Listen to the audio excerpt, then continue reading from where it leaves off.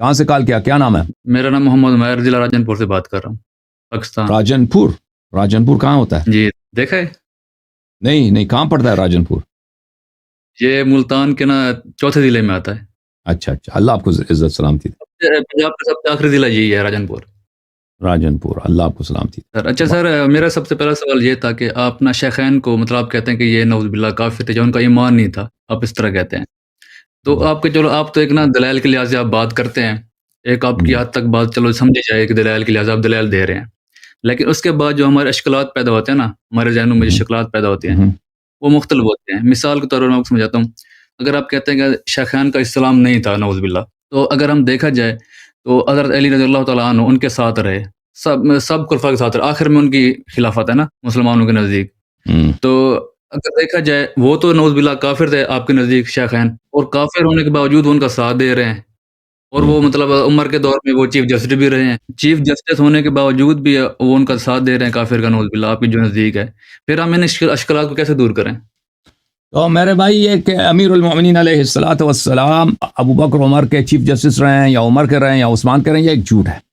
امیر المومنین علیہ السلام نے ابو بکر عمر سے کوئی عہدہ قبول نہیں کیا، یہ کسی آپ کے کتاب میں بھی نہیں ہے، آپ کے کتاب میں بھی نہیں ہے، یہ ایک جھوٹ جو آپ کے علماء نے مشہور کر دیا پاکستان میں، یہ جھوٹ مشہور کر دیا کہ وہ چیف ان کے موجودہ حکومت میں تو رہے نا، ان کے ساتھ تو رہے نا۔ عرض یہی ہے کہ چیف جسٹس پر جھوٹ ہے بھائی کہ وہ چیف جسٹس رہے، اس کے علاوہ ان کے حکومت ابو بکر عمر کی حکومت میں ان کا کوئی عہدہ نہیں تھا۔ اگر کوئی کہتا ہے کوئی عہدہ ہے تو آپ اپنے کتاب تاریخ کی کتاب سے ہمیں دکھائیں، چلیں ہم آپ کی کتابوں کو حجت نہیں مانتے، لیکن پھر بھی اپنی کتابوں سے آپ کچھ دکھائیں نا، یہ جھوٹ مشہور کر دینا دیکھیں، کیونکہ اہل بیت علیہم الصلوۃ والسلام حق کے معیار ہیں۔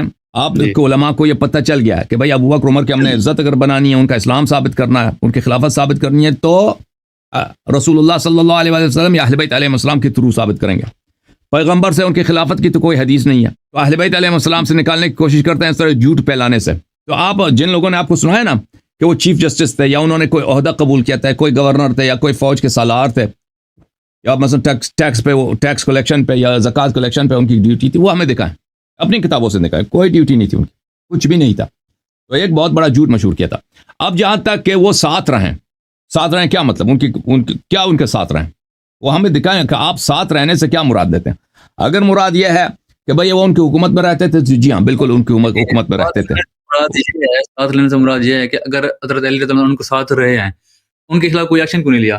مطلب دیکھیں تو ان کی حکومت میں رہیں، یہ بہت ایکشن نہیں ان کا۔ یہ دو بہت باتیں ہیں نا، ایک دفعہ ساتھ رہنا کہ بھائی میں آپ کا ساتھ ہوں، میں آپ کو سپورٹ کر رہا ہوں، یہ الگ بات ہے۔ پھر وہ تو آپ ثابت نہیں کر سکتے کہ انہوں نے تائید کی ہو، انہوں نے سپورٹ کی ہو، انہوں نے ان کے حق میں کوئی خطبے وغیرہ دیے ہوں، کچھ بھی نہیں ہے، ٹھیک ہے نا، وہ تو کچھ بھی نہیں ہے۔ آپ اپنے کتب سے، میں نے عرض کیا کہ آپ کے علماء لے کے آئے نا، اپنے کتاب سے لے کے آؤ، چلیں یہ چیف جسٹس تھے یا فوج کے سالار تھے یا گورنر تھے یا ان کی جانب سے فوج لے کے گئے کہیں پہ حملہ کیا، وہ تو کچھ بھی نہیں ہے نا۔ تو ساتھ رہنے کا صرف یہ مطلب ہوا، آپ بات کرنے دینا پلیز، بات کرنے دینا۔ ساتھ رہنے کا مطلب یہ ہوا کہ ان کی حکومت میں رہتے تھے۔ اب ہندوستان میں کتنے مسلمان رہتے ہیں بھائی؟ پاکستان سے زیادہ تو ہندوستان میں مسلمان ہیں، کتنے کروڑ ہیں وہاں پہ؟ 18-20 کروڑ مسلمان ہوں گے ہندوستان میں، تو وہ کس کی حکومت میں رہتے ہیں بھائی؟ کس کی حکومت میں رہتے ہیں؟ انڈیا ہندوستان کون ہے اس کا لیڈر؟ مودی جی۔ وہ اس کے ماتھے پہ کیا لگتا ہے؟ وہ لال ٹکا لگاتا ہے نا۔ اس سے پہلے کون تھا؟ آپ سن لیں، نہیں آپ سن لیں بھائی، میں استدلال سن لیں۔ اس سے پہلے کون تھا؟ ان سے پہلے تھا وہ سکھ تھا نا، وہ بھوت جیسا اس کا شکل تھا، کیا نام تھا اس کا؟ ہندوستان کا جو وزیر اعظم تھا، اس سے پہلے وہ واجپئی وغیرہ۔ اور یہ واجپئی، یہ مودی، یہ لوگ جو ہے نا، یہ مسلمانوں کے اچھی نظر سے نہیں دیکھتے، ان کے یہ مسلمان کے کافی جو ہے وہ بری نظر سے دیکھتے ہیں، وہ غدار سمجھتے ہیں مسلمانوں کو۔ تو بہرحال اب جو ہندوستانی وہاں پہ رہتے ہیں، اس کا مطلب یہ ہے کہ وہ مودی جی صاحب کو بہت ہی نیک آدمی، اعلیٰ آدمی، خلیفہ رسول سمجھتے ہیں؟ نہیں بھائی، حضرت موسیٰ علیہ السلام فرعون کی حکومت میں رہتے تھے، وہ فرعون کو کیا کوئی واقعا ان کی سپورٹر تھے؟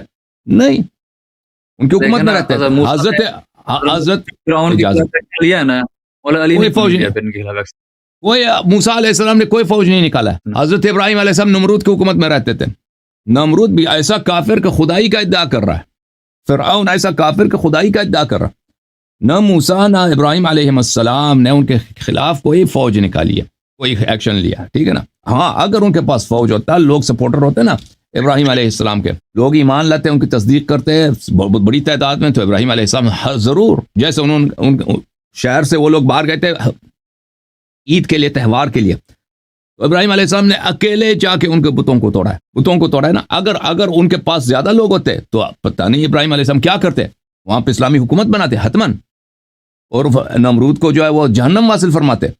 لیکن نہیں تھے لوگ، ان کا کوئی ساتھی نہیں ہے، ساتھی کوئی بھی نہیں ہے، تو آخر تک نمرود اپنی تخت پہ رہا. ابراہیم علیہ السلام کو بھاگنا پڑا، وہاں سے چلے گئے کہ وہاں سے ہجرت کی.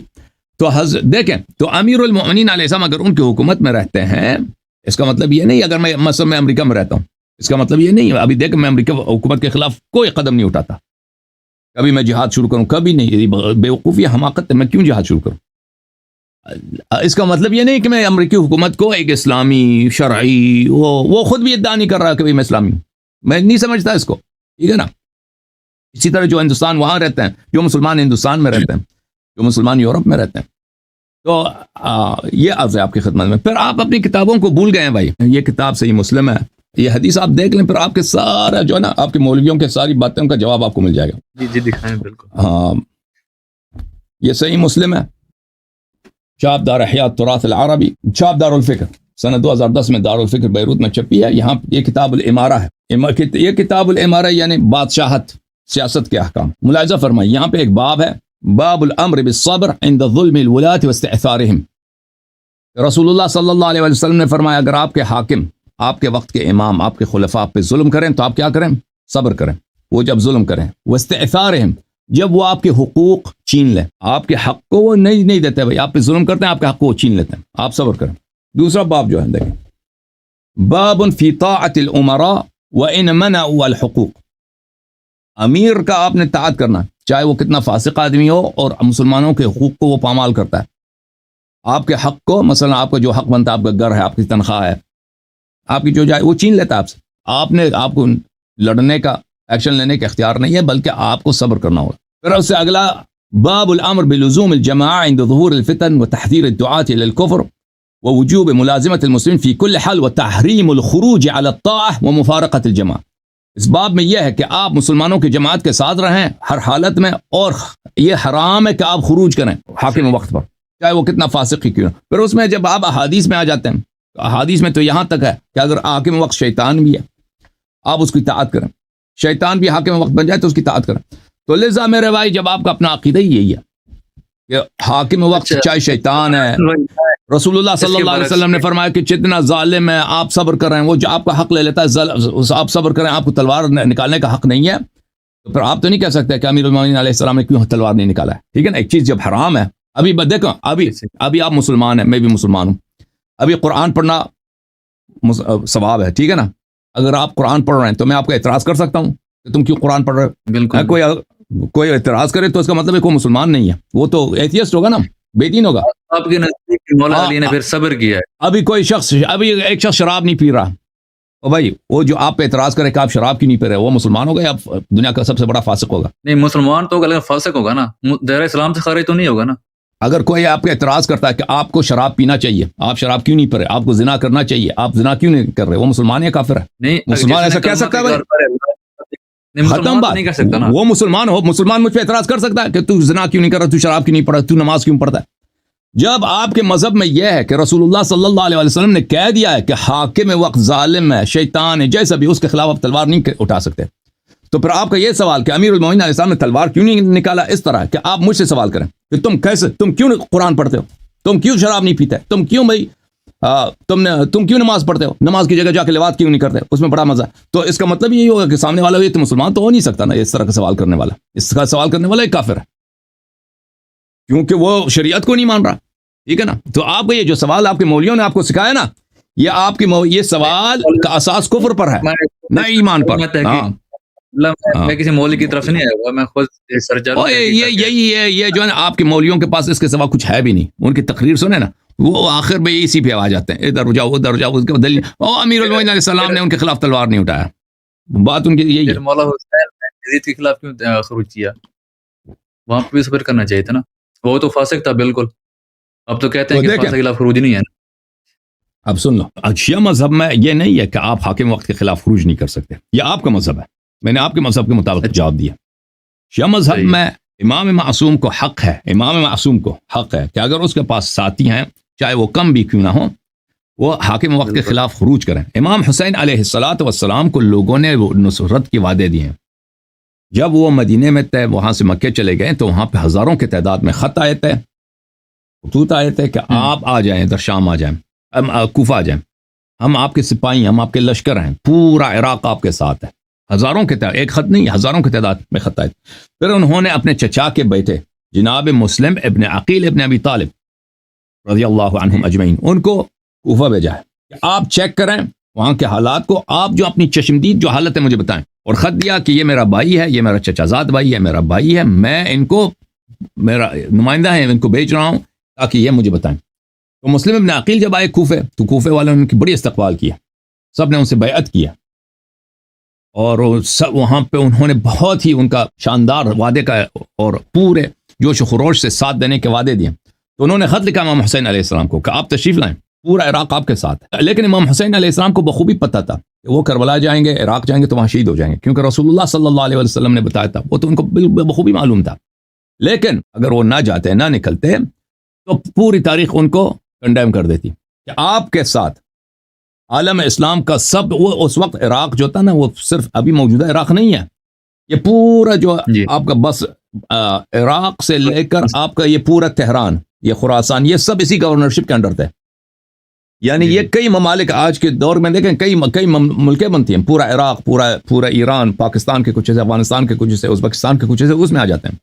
یہ پورا علاقہ آپ کے ساتھ تھا، یہ پورا جو اتنے لاکھوں کی تعداد میں فوج تھی، آپ نے خود نہیں قبول کیا، اور آپ مکے میں رہیں، اور وہاں پہ کیونکہ یزید نے تہیہ کر رکھا تھا کہ حج کے موسم میں ان کو شہید کیا جائے مکے میں، وہاں پہ لوگوں کو بھی بھیجا تھا، کیونکہ مکے میں تو کوئی لڑ ہی نہیں سکتا، وہاں پہ انہوں نے ان کو اس طرح بھیجا تھا کہ وہ اپنے احرام کے لباس میں تلوار، چاقو وغیرہ ساتھ رکھیں تو وہ حج کی حالت میں جا کے ان کو مار دیں۔ تو امام حسین علیہ الصلاۃ والسلام اگر ادھر یا مکے میں شہید ہو جاتے یا کربلا آ جاتے، اگر مکے میں رہتے، پہلی بات ہے کہ مکے کی جو قداست ہے کہ وہاں پہ لڑائی نہیں ہونی چاہیے، وہاں وہ جو ہے وائلیٹ ہو جاتا، اور وہ نہیں چاہتے تھے کہ ان کی وجہ سے مکے کی جو ہے وہاں پہ خون ریزی ہو، کوئی کعبہ حرم کی کوئی بے حرمتی ہو، ان کی روایات بھی ہیں اس مسئلے پر۔ دوسری بات ہے، جب وہ شہید ہو جاتے حجاز میں، تو پوری تاریخ ان کو کنڈیم کر دیتی، آپ کے ساتھ تو یہ جب اتنے لوگ آپ کے ساتھ ہیں، اور وہ چاہتے ہیں کہ آپ ان کے امام ہیں، وہ چاہتے ہیں کہ آپ یہاں پہ حکومت بنائیں، اسلام اپنے نانا کی دین کے آپ احیاء کریں اور بنی امیہ کے ظلم کا خاتمہ کریں، تو آپ نے کیوں نہیں کیا؟ آپ کی اپنی غلطی ہے، ٹھیک ہے نا۔